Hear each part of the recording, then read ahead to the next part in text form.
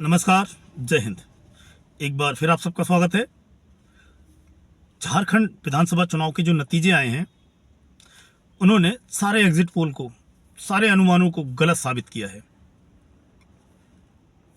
पिछले काफी चुनाव के जो एग्जिट पोल या जो अनुमान है, जो सर्वे एजेंसियां जो सर्वे करती हैं, वो सबके सब लगभग गलत साबित हो रहे हैं। हर चुनाव में ये एक ट्रेंड बन चुका है।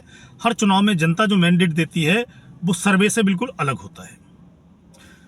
तो इस बार सारे सर्वे कंपनियां या जो एजेंसियां थी और जो टीवी चैनल्स थे या जो लोगों का अनुमान था वो ये था कि भारतीय जनता पार्टी झारखंड में सरकार बनाएगी और हर 5 साल के बाद वहाँ सत्ता बदलती है, सरकार दूसरी दल की आती है, वही ट्रेंड जारी रहेगा और भारतीय जनता पार्टी सत्ता में आ सकती है। तो वीडियो को आगे बढ़ाने से पहले चैनल को सब्सक्राइब करें, बेल आइकन दबाएं और वीडियो को ज़्यादा से ज़्यादा लाइक और शेयर करें। तो जैसा कि सबको अनुमान था कि जेएमएम इस बार सत्ता में वापस नहीं आएगी और भारतीय जनता पार्टी सत्ता में वापसी करेगी 5 साल के बाद। पर जो नतीजे आए हैं वो इसके उलट आए हैं। 81 सदस्यीय विधानसभा है झारखंड की, उसमें झारखंड मुक्ति मोर्चा या जो कहें इंडिया गठबंधन, जिसमें कांग्रेस पार्टी है झारखंड मुक्ति मोर्चा के अलावा, और आरजेडी है लालू प्रसाद यादव की, और सीपीआई है। दूसरी तरफ एनडीए है जिसमें भारतीय जनता पार्टी है, आजसू है सुदेश महतो की, और नीतीश बाबू का जेडीयू है, और रामविलास पासवान की लोक जनशक्ति पार्टी है, चिराग पासवान वाली। तो इनमें कड़ा मुकाबला था और नतीजे जो आए हैं वो बिल्कुल सर्वे से उलट आए हैं।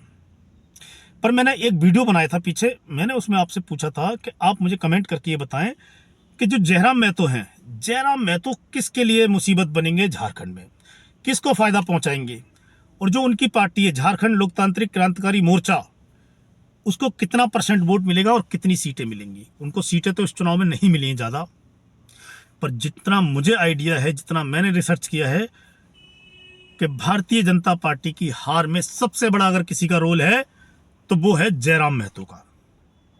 क्योंकि जो सत्ता के खिलाफ वोट था, एंटी इनकम्बेंसी का जो वोट था, जो सरकार से नाराज था, जिसमें गुस्सा था झारखंड मुक्ति मोर्चा की सरकार को लेके, वो वोट डिवाइड हो गया है, वो बट गया है। और वो वोट झारखंड लोकतांत्रिक क्रांतिकारी मोर्चा को मिला है और भारतीय जनता पार्टी, दोनों जगह बटा है। और इसका सीधा फायदा इंडिया गठबंधन को, झारखंड मुक्ति मोर्चा वाले गठबंधन को हुआ है।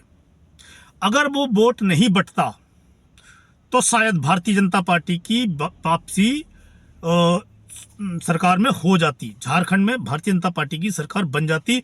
और हर साल वहां पर ये ट्रेंड रहा है कि 5 साल के बाद सत्ता बदलती है, सरकार बदलती है, दूसरे दल को जनता मौका देती है सरकार बनाने का। पर इस बार ऐसा नहीं हुआ है, और जो मुझे लगता है वो इसीलिए नहीं हुआ है क्योंकि जो सत्ता विरोधी वोट था वो बट गया है। एक तरह से मैंने आपको वीडियो में बताया था कि कहीं भारतीय जनता पार्टी के लिए हरियाणा ना बन जाए झारखंड। जैसे कांग्रेस पार्टी को हरियाणा में झटका लगा था, कहीं भारतीय जनता पार्टी को झटका ना लग जाए झारखंड में, और वो बिल्कुल सच साबित हुआ है।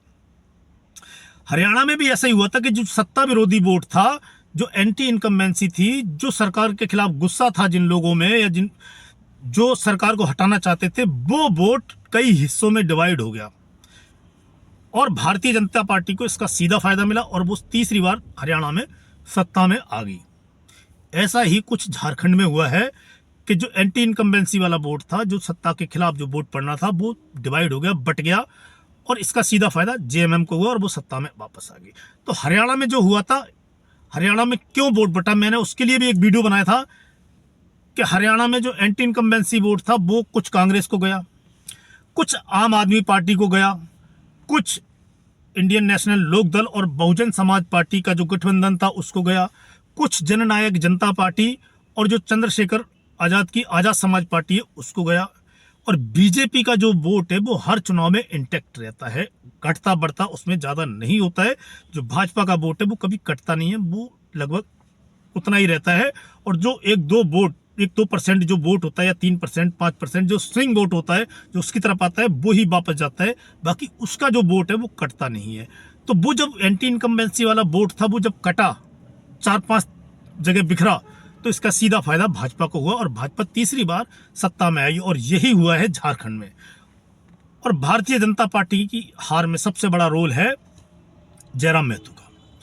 जयराम महतो ने भारतीय जनता पार्टी को सत्ता में आने से रोक दिया है और जेएमएम को दोबारा मौका दिया है और भारतीय जनता पार्टी के सारे सपने झारखंड विधानसभा चुनाव में टूट गए हैं। अब ये देखने वाली बात है कि उनको कितना % वोट मिला है जयराम महतो को, और भारतीय जनता पार्टी के जो कैंडिडेट हैं वो कितने वोटों से हारे हैं, और झारखंड मुक्ति मोर्चा या जो इंडिया गठबंधन के जो कैंडिडेट हैं वो कितने कितने वोटों से जीते हैं। कल या फिर आगे जो मैं आपको वीडियो बनाऊंगा उसमें आपको बताऊंगा कि कितना असर झारखंड लोकतांत्रिक क्रांतिकारी मोर्चा ने भाजपा की हार पर डाला है। पर मैं आपको क्लियर कर चुका था कि जो झारखंड में जयराम महतो और एंटी इनकम्बेंसी जो वोट है उनको बांट देंगे, और मैंने आपसे पूछा था। अब आप मुझे बताइए कि ये मेरी बात सही है या नहीं कि जयराम महतो की वजह से भारतीय जनता पार्टी झारखंड का चुनाव हारी है। आज के लिए इतना ही, मिलते हैं आपसे अगले वीडियो में, तब तक के लिए जय हिंद जय भारत।